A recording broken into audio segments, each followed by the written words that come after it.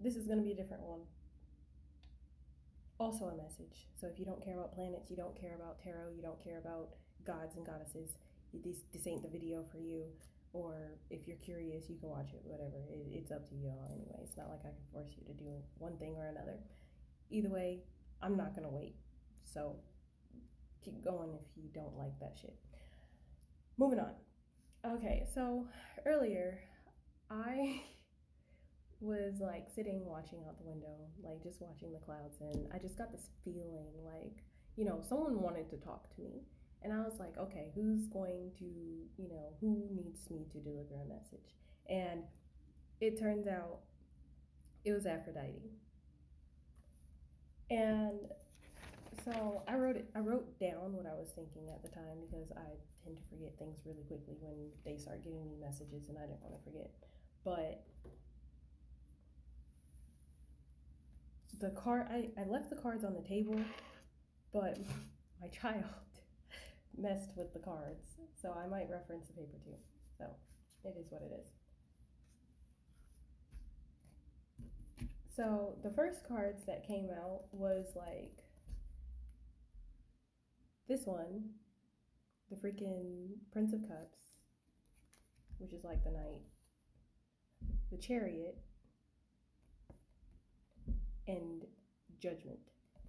So what I got with like the Prince of Cups, like specifically this one,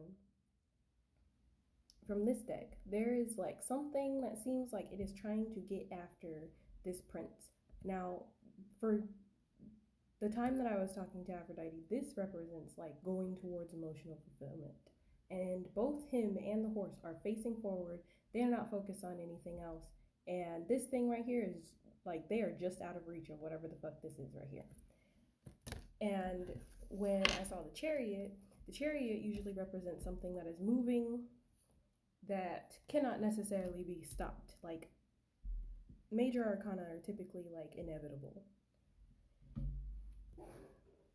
And with that coming out with the Judgment, basically what I picked up on with that is that she's just saying, have a one-track mind towards your emotional fulfillment, towards like your emotional goals. A lot of this is focused on self. So she's just like, just keep paying attention to what you're doing. Don't worry about who's going to judge you for whatever the fuck it is that you're going to be doing. Because whatever you're doing, it's going to make you feel good. You're not here to make everybody else feel good. You're here to make you feel good. It is your life. You only have this life as this person right now. So you do what makes you feel good. So long as you're not hurting anybody, you're good. And then another set of cards that came out that kind of went along with that too was like the Sun, the Seven of Cups, the Queen of Cups in reverse, and the Earth. So what I got from like these four that popped out together was like with the Sun and like all the eyes, there are bugs here. There's bees, there's butterflies, there's ladybugs, and there's even ground beetles. And specifically with the Sun card, she was just like, pay no attention to those who think that you are insignificant. Don't pay attention to people who think that you're insignificant. A lot of things that seem small have a very big impact on the world. Bees, without them, everything is gone. Everything dies. That's it. We're done. That's why they have this whole Save the Bees thing. Same with like butterflies, they do the same job. They're all pollinators. Ground beetles, if they get out of hand, they can devastate the land. Like these small beings that most people don't even think of until they either see them or somebody says something about them have a huge impact on our environment. And what she is saying is like, never feel like your position, your impact on the world is too small to make a damn difference, especially around people who continuously make you feel like you don't matter, like you're not important. take your energy back from them and pull away from them and see what happens.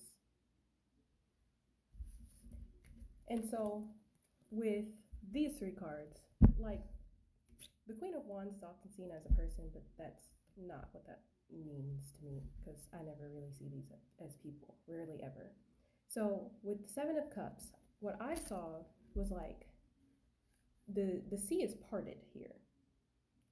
And so for me, this represents like diving into your emotions. And with this person being like shadowed, this to me represents you diving into your subconscious.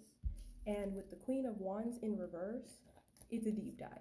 Like to me, like these two cards together means diving, in this instance, obviously, diving deep into your emotions. And that's where sometimes you find gems.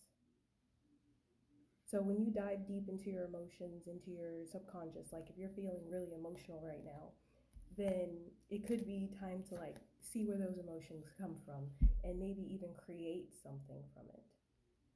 Or you might discover something that's like that you never knew that would actually be helpful to you now about your emotions.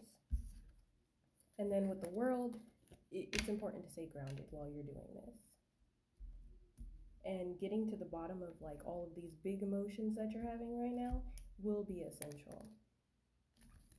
And so the next few cards that came out, I love this Two of Swords. It is one of my favorites. So this one is about balance, you know, a balance between opposites, the subconscious and conscious mind, the light and the dark, the day and the night.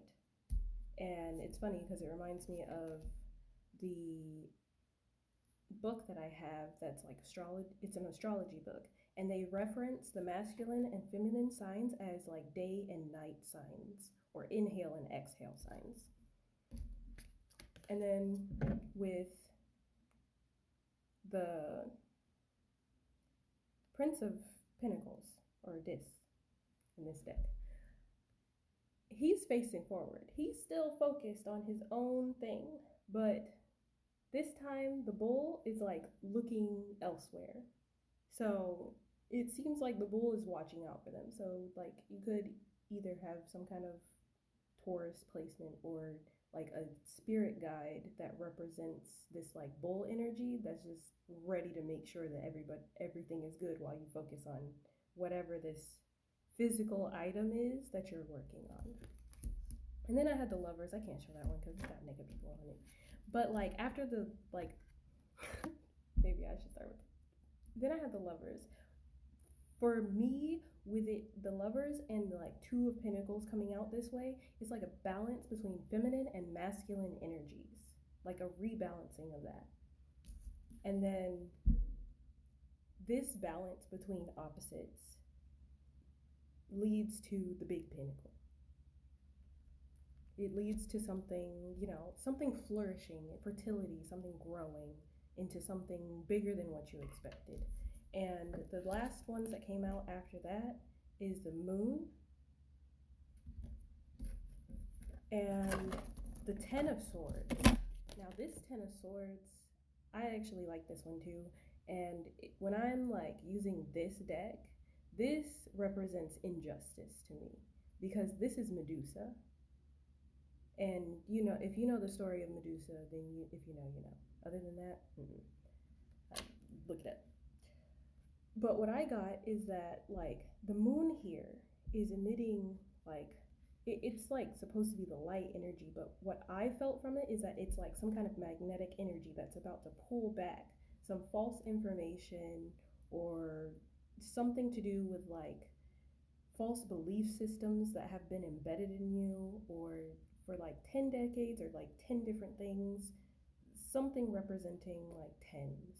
And it's about to be drawn out by the moon, and the mushrooms are the seeds being planted of new belief systems that's going to lead you to a greater insight and a deeper sense of consciousness. And so that's what those two cards coming out together means. So anyways, have a wonderful motherfucking day. This was really fucking weird.